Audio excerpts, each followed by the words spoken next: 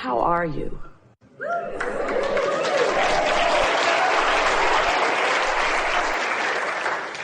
When you're up and down and up and down and up and down, that just means you're that means you're really sloppy in your focus. It means that you're letting whatever's around get your attention. So you're practicing a lot of vibrations. And because you are practicing a lot of vibrations of wanted and unwanted, you have active within you a lot of different vibrations on a lot of different subjects. And so anytime you have an active vibration, then your point of attraction includes that active vibration.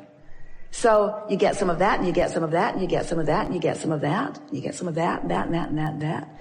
But as you get better and better at caring about how you feel and reaching for more and more thoughts that feel better and better to you, it's what we call deliberate creation, deliberately focusing rather than focusing by default. Deliberately focusing on more and more things that feel better, so that you're practicing that vibration that feels good longer, steadier, so that the vibration within you does not have such a broad range.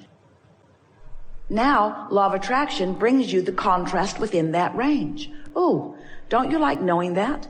Law of attraction is always bringing you the contrast within the range that you've been practicing. So what have you been practicing? Well, the best way to ask yourself that is, how have you been feeling? Pretty good. Well, then your range is that. Sometimes people say, well, if I could just get more of the things I want, I would feel better. You compare yourself to others. You see many others who are feeling really good, and you say, well, of course they feel good. Look at how they live. Look at how they look. Look at who they live with. Of course they feel better. They have all of the things that I want. So it's easy for them to feel good with all of that money and all of that good stuff surrounding them. And we say, we get how when you see someone living something that you want to live that you aren't living, that you would feel uncomfortable because you're looking at the opposite of what you want. You're looking at the lack of what you want. But we want you to understand that it does not matter where you stand. You can today begin cleaning up your vibration. You can today begin feeling a little better. And as you feel a little better, that's your indicator that you are cleaning up your vibration. And by that we mean you're not introducing so many of the I know what I don't wants to the equation. It's more, I like that, I prefer that. We want you to remember that you are vibrational beings. It's hard to remember that because you're so tangible, you're so physical, you're so flesh, blood, and bony. We know. You are physical and you live in a physical world, and so you are accustomed to seeing the things that are physical in nature and calling it your reality. And we call it your reality too, but there is a vibrational reality that is at the basis of all of the tangible, manifested, realized reality. And that reality is the reality that we want you to begin to give your attention to. Because if you can get out ahead of the manifestation by focusing upon the vibration that is the precursor to all manifestation, now, not only will you have a more joyful romp through life experience, but you will have more deliberate control of what does manifest. Now, we're really not too excited about helping you control your manifestations in the sense that we really don't want you to measure them and catalog them and pigeonhole them and try to understand your world from the framework of the manifestations. It's what almost everybody you know is doing. You're comparing your stuff to each other. And while that is certainly a natural process, it slows you way, way, way, way down. If you were making one comparison and one comparison only, and that is the vivid all day, really easy to discern comparison between what your vibrational frequency is right now, this red hot minute, given the attention that you're given to whatever you're giving your attention to. Follow that? Whatever you're looking at is causing you to offer a vibration. And the source within you, that's where we come in, is looking at the same thing right now from our perspective or our opinion. And so, source has an opinion about what you have an opinion about. And if the opinion that Source has about what you have the opinion about meshes, matches, merges, harmonizes, if it's the same, in other words, if you're looking at somebody and you're loving them, your opinion matches. But if you're looking at someone and you're not loving them, not so much, well, Abraham, you should have seen what they did. If you're looking at someone and you're feeling something less than love, you see, you don't walk around feeling less than love. You walk around thinking thoughts that give you the feeling of less than love. You don't think, I'm going to not love you. You think, I don't like what you just did. Or I don't like what you just said. You focus negatively in an attitude of trying to push away from you something unwanted. And when you do that, you do something different than the Source within you is doing right here, right now, about the same subject. And so the feeling of, I don't love you, the feeling of absence of love is the feeling you get when you diverge, when you depart, when you contradict the opinion that the larger part of you holds. Now, how does that settle with you? Does it make you feel funny that there's someone with such an opinion about what you've got going on? We are the product of what you've been synthesizing. We are the sum total of all that you've lived. We stand as the vibrational equivalent of what you've come to. So you cannot separate yourself from us, but you can introduce enough resistance between that which is you and that which is us that you can make yourself feel bad. And then you blame it on everything else. You blame it on that guy. You blame it on that other thing that happened. You blame it on some circumstance or some event. And we want you instead to take credit for every emotion that you feel, because every emotion that you feel is the simple byproduct or indicator of your frequency as it relates to the total frequency of who you are. So when we are talking about that relationship between you and you, we're talking about the vibrational relationship between you as you stand right now, given the opinion that you hold, and you that has become the vibrational equivalent of that which is us. You that is already living the dreams that you've dreamed. You that is already spending the money that you've gathered. You that is already knowing the things that you want to know. Because you can't ask a question about something that you want to know without sending out the rocket of the knowledge of it. In the moment you ask the question, we know the answer. That's how this powerful law of attraction universe works. And do you know why? In the moment that you pose the question or live in the problem, that we know the answer or the solution. Do you understand why the solution is instantaneous for us?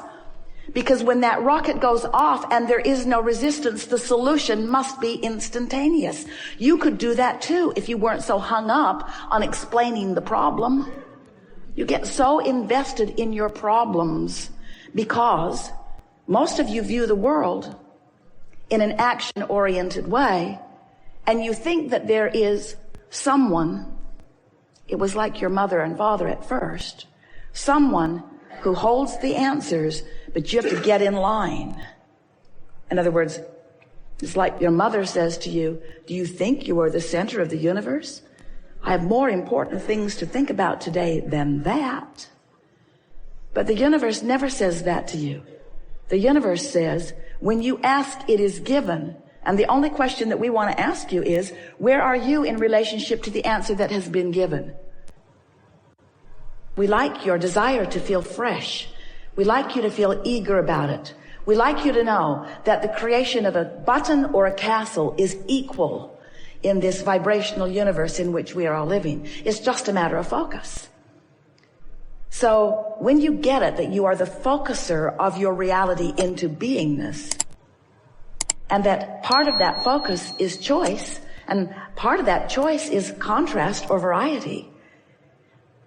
When you come to realize that just like when you are at your food buffet, where no one, not lately anyway, is forcing things onto your plate. No one is making you choose specific things. You're just choosing because life has shown you what you prefer. And so that is the way we see this contrast that you're, started to say engulfed in, but that sounds like it's a little bit oppressive. And sometimes you feel oppressed by the variety. But the better you get at focusing, the less oppressive the variety will feel. Because you can focus your variety into piles of really delightful, sort of delightful, and only delightful. In other words, you do not have to run the gamut of horrible to wonderful. Your choices will clarify the more you focus in the direction of what is wanted. So if you have a broad range of contrast, we haven't talked to you about this before, not in this way.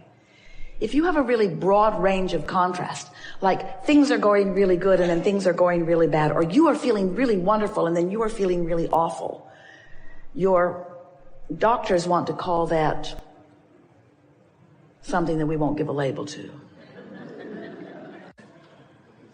Are you appreciating the contrast that helps you to focus your desire into being?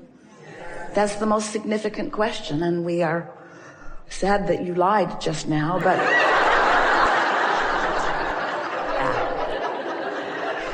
we are never sad. But you did lie. But that is a very good goal for you, to come to the place where you are enjoying the variety for the choices that it helps to formulate within you. It's a really good thing when you realize that you are the creator of your own reality, and that the reality that you are creating is born within you first, the first step of it, in variety or contrast. The word variety sounds better to you than the word contrast, doesn't it? Variety, a plethora of delightful things from which I can choose. But contrast is also that plethora of delightful things from which you can choose. Because you would not know what you wanted if you did not know what you do not want. It really is that simple. You just don't need to get so carried away in the holding yourself apart from it that your desire moves into that stronger place of fretful yearning. You feel fresh, new, burgeoning desire. When desire feels like that, you know you are on the path, don't you?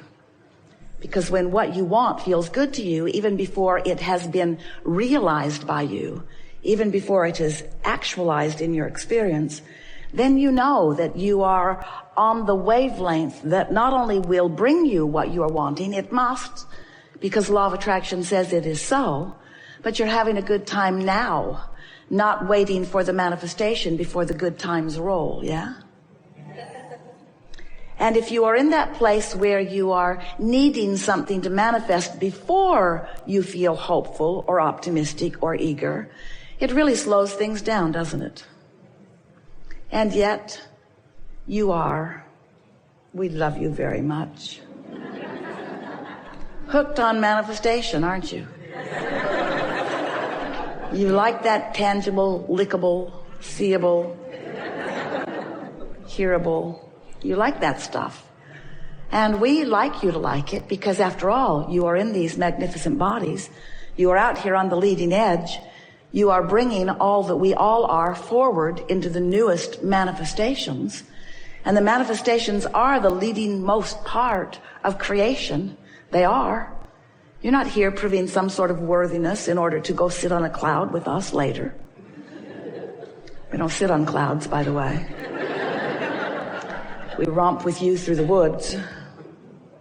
We sail with you on your boats and fly with you on your planes and walk with you on your paths and eat your meals with you. We sing your songs with you and paint your paintings with you and write your books with you and read your books with you. We play with your dogs and theirs. A lot of dogs here.